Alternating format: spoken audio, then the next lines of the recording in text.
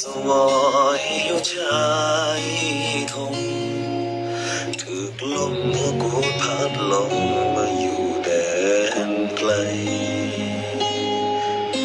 บ่มีตัวตนที่ไผ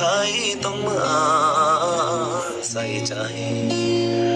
แค่แรงงานที่เป็นอะไรของใครบางคนเหลือใจหลายที่งาเข้ามาล่าฝัน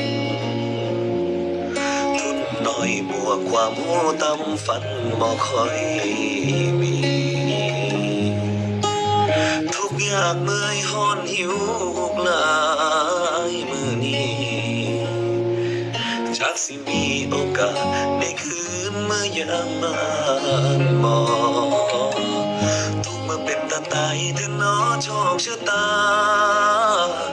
นำพาให้เฮาต้องไกลเฮือนมีความทุกข์ยากเคียงข้างเป็นเพื่อนมีความหิวไว้คอยอบกอดเมื่อยามลาคือทอดบ้านยามใดก็ลักลี่ให้เอา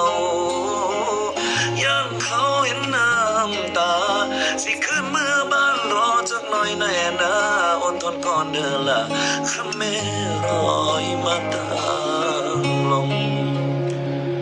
สู่เพื่อวันข้างหน้าคงได้